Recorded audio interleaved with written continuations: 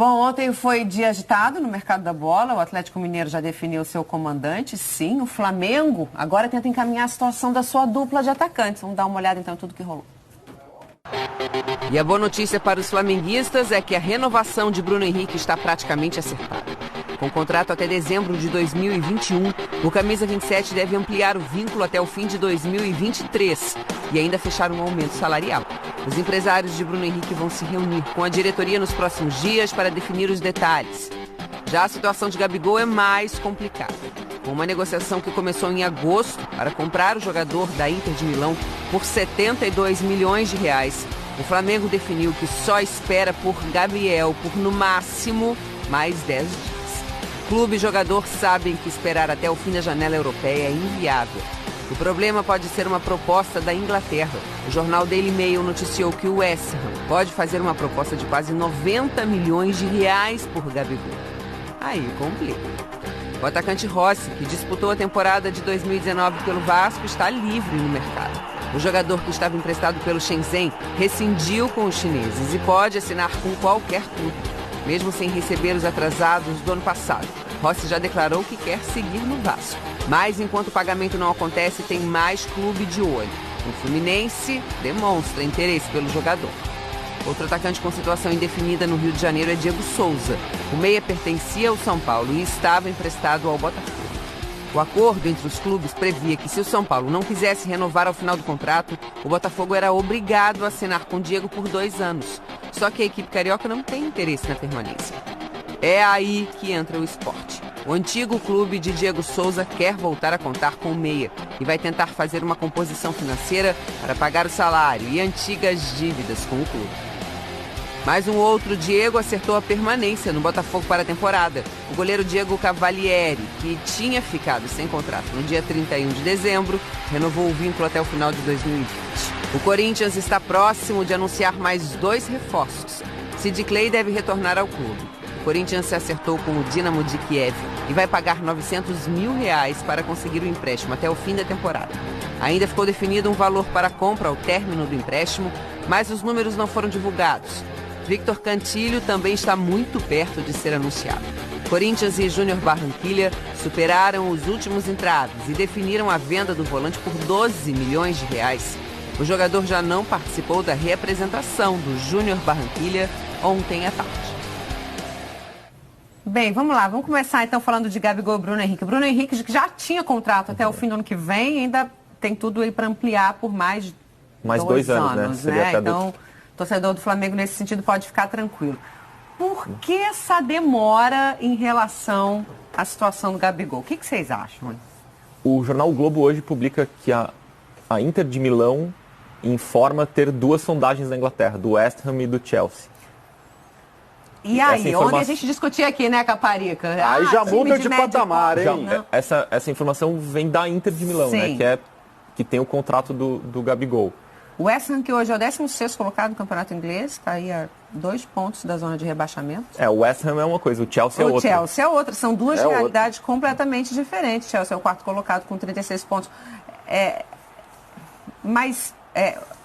Você acha que é o dinheiro que vai pesar na escolha dele nesse momento, ou o desafio, a oportunidade de mais uma vez ir para a Europa? Eu acho que o desafio é a oportunidade. O Gabigol jogou em 2 times da Europa, não foi nem um pouco bem em nenhum deles, nem na Inter de Milão, nem no Benfica. Eu imagino que tenha um sentimento ali de revanche, de querer, frustração, de querer se provar no palco maior, tal. Isso, vamos ver o que vai aparecer para ele.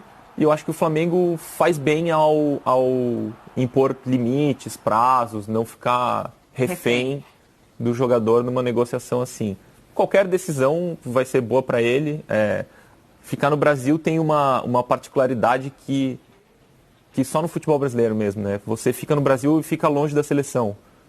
Porque tem aqueles limites que o técnico da seleção não pode chamar mais de X jogadores por clube e tal, e o Flamengo é um time com vários jogadores selecionáveis, então, né, se o Tite chamar o Bruno Henrique para a Copa América, talvez não possa chamar o Gabigol, tem essas maluquices do futebol brasileiro.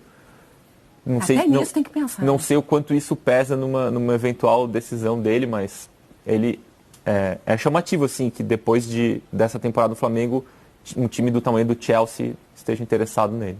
Mas e aí, ô Caparica, Chelsea e West Ham? Eu acho que é o desafio, né, que deve mover aí o Gabigol caso ele aceite essa possibilidade de ir para o futebol europeu. Mas trocaria o Flamengo pelo West Ham, por exemplo? Então, aí vai depender muito do que o Gabigol deseja, né? E acho que vai depender muito também de como ele vai encarar essa possibilidade, né, Janaína? Quando o Gabigol foi para a Inter de Milão e depois para o Benfica, ele não teve muita paciência com os novos clubes dele, recebeu poucas oportunidades, já ficou bastante insatisfeito, tanto que voltou ao Brasil.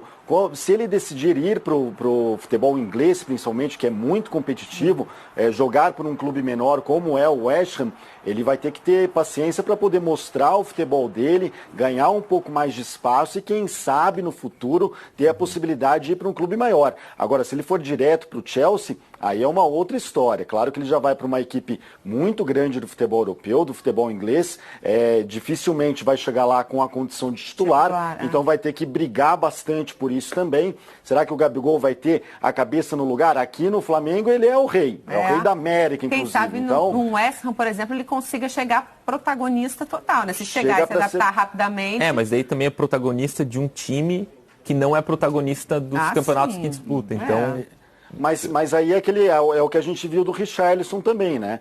Que mostrou um bom trabalho no Watford, foi pro Everton, que também assim, não é um grande clube do futebol inglês, mas já é um clube médio ali. Então, assim, o Gabigol vai ter que apostar num caminho meio parecido com esse daí. Eu acredito, assim, que com essas propostas, a questão do dinheiro, acho que não pesa tanto assim para o Gabigol. Claro que ele ganhando em libras já vai ter um salário que com certeza se equipara ou pode até superar o que ele recebe aqui no Flamengo. Então, eu concordo muito com o Martim. Acho que o Flamengo vai muito bem nesse sentido. O Gabigol é ídolo aqui no Brasil, é um jogador importante para o Flamengo, fundamental na parte ofensiva do clube, fez parte de 36% dos gols marcados pelo Flamengo na temporada 2019. Tudo isso é verdade, mas há um limite ali para negociação. Até quando você quer levar isso, né? O Eudes mesmo disse ontem, vou resolver até o fim da Libertadores, não resolveu. Vou resolver até o fim do Mundial, não resolveu. Já está no início da temporada 2020. Chega um momento que o Flamengo tem que colocar um ponto final. Para avaliar essas propostas que estão chegando de fato. É a única explicação. É uma surpresa, assim. Eu imaginava que a negociação entre o Flamengo e Inter de Milão fosse mais difícil. E entre Flamengo e jogador fosse mais fácil, mas não é o que está acontecendo. Não é o caso. A Inter de Milão parece que não faz muita questão também, né, Martim?